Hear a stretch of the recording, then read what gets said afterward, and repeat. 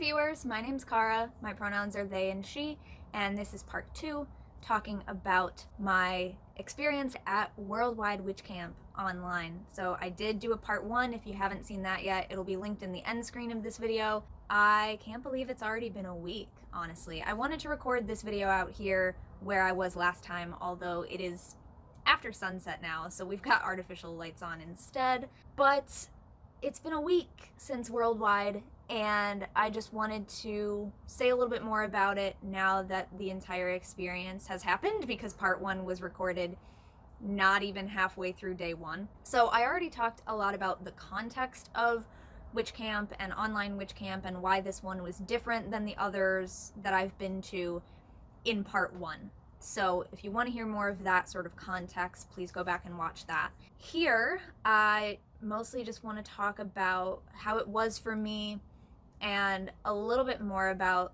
the logistics in terms of how a weekend intensive camp played out for me. So, and it being online, of course, having something to do with that. I did mention in part 1 that I took 2 paths, so I took a class in my morning and in my evening, and there was another one happening in my middle of the night, which I actually ended up being awake during the hours of that path pretty much every night because of my insomnia, but I didn't take a path in that time slot too because I needed to try to sleep and rest at some point. I didn't end up sleeping during those hours, but I did use it to try to wind down and get ready for sleep so that I could get myself up in time for my morning path, which for me was early for me to wake up. Because of how my sleep schedule is, that was an active struggle. I had a lot of alarms to help me, and I did show up bleary-eyed and sleepy to those paths, but I had a great time. And my evening path, of course, was a little easier for me schedule-wise. I was wide awake and alert during that time. And then rituals were in the middle of the afternoon for me. I had a great time with my paths. One of them was a really big group, a bigger path than I have ever been in. This camp actually was also bigger than any camp that I have personally attended in person, because the ones that I have attended just happened to be a little smaller. There are in-person camps that are as big as this online camp was, or bigger as far as the number of attendees. There were over 150 people attending this online weekend. There are definitely in-person camps that are that big and bigger. I just haven't personally attended them yet. So this was a big one for me. So this was the first time that I was in a path that had, I think the first day there were 40 people in one of the paths. And then some people kind of changed paths, or maybe went to a different one, or maybe just decided that time slot wasn't going to work for them or whatever. So after the first day, there is some shifting around. People decide to move around. So I don't think we ended with that many people in the path, but I remember thinking that first day, wow, there are a lot of people, and that's more people than I have ever experienced being in a path with. The other one was a little closer to what I've experienced before, more like 15 to 20 people. And as I mentioned in part 1, I ended up doing one path with teachers that I had never worked with before, never spoken to, but I knew their names because I've read about them. And the other path was with teachers that I knew, one of whom I have had as a teacher before, but both of them are people that I have met in person at camps in the past. So it was cool to have both in this experience. I had a little bit of getting to know new people and a little bit of getting to work with people that I've worked with before again, and doing more work with them and kind of deepening my relationships with them while I was just beginning relationships with other people.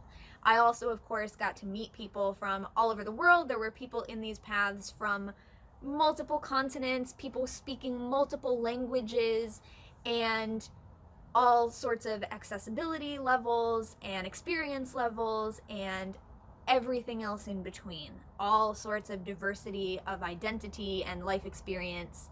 And it was really cool to get to meet all those people in online space. Some people I had seen in other online classes before, so I was actually seeing them again. And other people I was meeting for the first time. On part 1, my friend Laura commented and mentioned screen time being a thing that might affect people's ability to do an online camp as opposed to an in-person camp. So I wanted to address that because, yeah, there are things that are more and less accessible about every option that we do. You know, having an online camp might be more accessible for people who can't travel to in-person camps or can't do it for health reasons or whatever else. On the flip side, there might also be things about it being online that are not accessible for everybody. Not everybody has reliable internet connection. I'm lucky that it wasn't in storm season here, because when we get windstorms here at my mom's, the internet connection goes out. And absolutely, there are just people that I know from in-person community who choose not to do the online camps, classes, workshops, whatever, because the screen time is something that they can't or don't want to do. A lot of people work on the computer all day, and so they really want some time away from that. Absolutely. With everything, there's something that's more accessible for some people and less accessible for others. So what I'm really excited about is the option now existing, right? Because now that people are getting used to how to adapt things that they might have only taught in person before, how to make that work online, it's something that is an option that now they can teach it both. Or vice versa, if it's something that you've only done online, then you can adapt that to in person if you end up teaching it at a camp or bringing it to a local community workshop or whatever the case may be. So that's something that for me that I definitely am looking at, because I am someone who is able to do both to an extent. I have been to in-person camps. I will go to in-person camps in the future, but there are a multitude of options now. I think that's very cool. But I definitely wanted to address that. And it also brings up kind of something about how I navigated the weekend. I have problems with this shoulder, and when I'm on the computer for a length of time, I haven't figured out exactly what the length of time is yet, because I'm usually so hyper-focused that I don't realize I'm in pain until after. So I have yet to figure out exactly what the length of time is that I can be at the computer and working before I start having issues. But anyway, by the end of the first day, I was not doing well. And so for day 2, I actually did my morning path and the afternoon ritual from my bed, which was a cool option to have because it was online. There were also a lot of people who did the entire camp from their couch or from their bed and cozy against pillows and whatever, which is an accessibility accommodation that some people need all of the time. I happen to just need some of the time. And it was interesting because I had done the whole first day at my desk. Day 2, I was too tired and I was too sore and uncomfortable. I couldn't do it. So I brought my laptop over to my bed. I had up my pillows. I was cozy. I had my camera off for some of it. You know, we ask that people have cameras on for a lot of it, but you're allowed to turn your camera off and take care of your needs. I was often eating during stuff because I was doing stuff pretty constantly throughout the day. So in order to fit my meals in, I had to do them while I was in a call doing something or other. So I would turn my camera off to eat or whatever I had to do. And for the second ritual, for the day 2 ritual, I actually just laid down and had my camera off, and I was listening to the drumming and the chanting, and I fell asleep. I fell asleep during the day 2 ritual. And we sort of teach it that, like, even if that happens when you're meditating or whatever, you're still absorbing what you need to get out of that experience, even if you're not awake and consciously listening to it. So yeah, that is what my body needed in that moment. And what I remember hearing of it while I was just laying there with my eyes closed, kind of resting, I remember hearing a lot of it. I feel like I heard all of it, and it was beautiful. And because I had done that, by the time it was time for my evening path, I was feeling awake and ready, and my body was relaxed again, and so I was able to do my evening path from my desk. I didn't have to do that one from my bed. And then day 3, I was more conscious of, like, taking breaks away when I could to go sit on the couch in the living room for a little bit and have a snack and, like, not be at my desk the whole time. And I tried to manage my time a little bit more that way. So day 3 was able to be a little bit more of a healthy balance, I would say, for me personally. It was also a lot calmer by day 3. A lot of the tech questions that people had for any of the moderators to be helping with, a lot of the I've never used this platform before, and where do I go for this path, and what's the link to that call, and what time is this happening, all of that had kind of calmed down a little bit. So yeah, day 2 for me was very restful, and day 3 was very balanced, and day 1 was just so much excitement, and the whole weekend was so much excitement for me, but some of it was just a little bit more like calm and internalized excitement. But I met so many wonderful people. I learned so many good things on the spiritual side of things, because ultimately this was a spiritual experience for me. I learned some wonderful things. I had some great connections. I cried, I laughed, I sang, I danced, I got to look into the screen, into the eyes of so many beloveds from all around the world. There were some really cool tech things happening, like the way that the ritual team decided to employ things that we're able to do on Zoom to approximate things that we would normally do in person, but very differently. Like, there are a lot of exercises where we might be moving around the space, and then you pair up with somebody and you look at them for a while and you have an interaction with them, and then you move on and you keep milling around the space, and then you find someone else. And they did that by having us randomly paired up into breakout rooms, and they just like clicked a button and sent us to a breakout room where we would be having a brief interaction with another person, and then they brought us back to the main room, and there was a little more drumming, and then we were back into a breakout room, So I think that the way that they were able to utilize technology to do some of the things that we would normally do in person was really beautiful. And there was another really awesome thing that they did in terms of that too, of being able to look at one another, where they actually utilized the spotlight feature, which I don't think I had ever really seen used before. Like, if you're looking at speaker view, anytime someone is speaking, it shows their video, but they set it up so that they could spotlight different people, and they just had everybody queued up. And if you didn't want to be spotlighted, you either turn your camera off or you would message them ahead of time and they would not put you in that list. So people were able to opt out. But anybody who wanted to be part of it, they set it up to automatically spotlight a different person every few seconds while there was singing and drumming happening. So we were able to just look at the screen and sort of see everybody go by in the way that we might if we were in person dancing together, only not everybody had to be up on their feet and moving.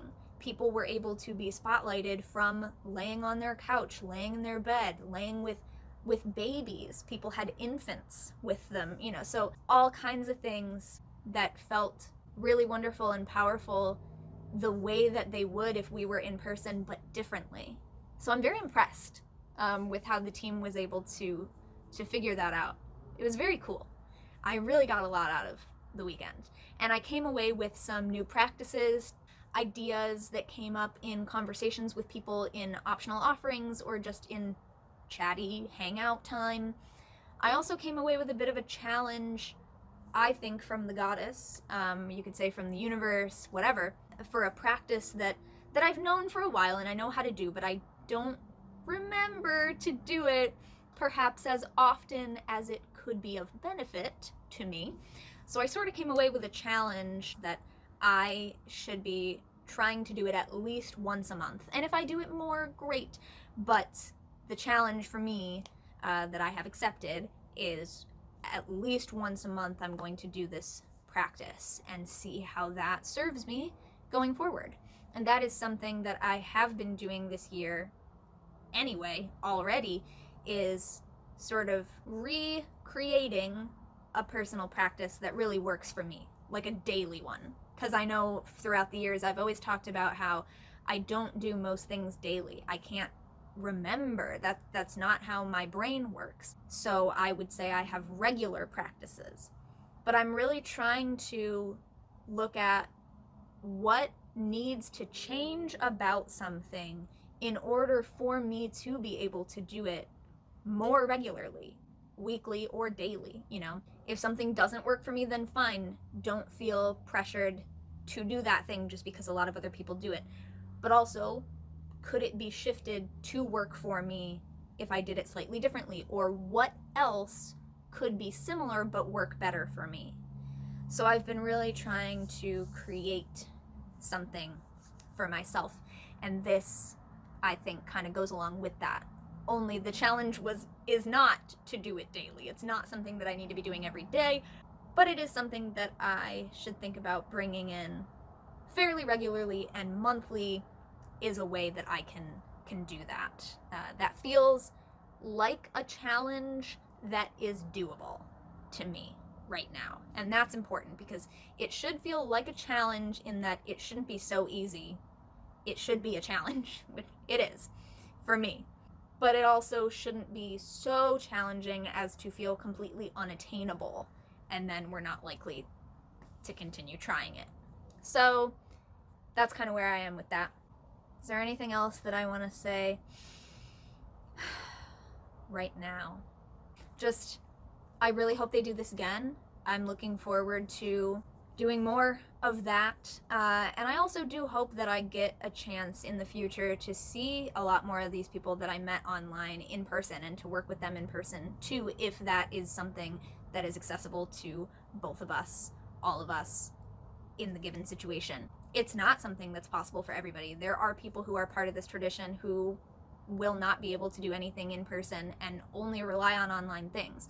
And that's why I'm so glad that, like I said before, that we are coming up with options. And as someone who is a teacher and a content creator, I'm also keeping in mind all of these ways that I can do that too. Like, I've been working this year, slowly but surely, been working on looking back at things that I have presented in person at events and transferring them into online things, and not making them have to be live things, but letting them be things that somebody could get and read through it on their own time, or listen to it on their own time, or whatever. And so it wouldn't have to be live on screen at a certain time in your schedule, whatever.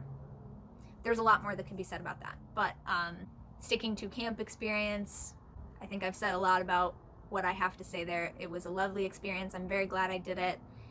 And I feel just so much love for my global community. Thanks for listening or watching.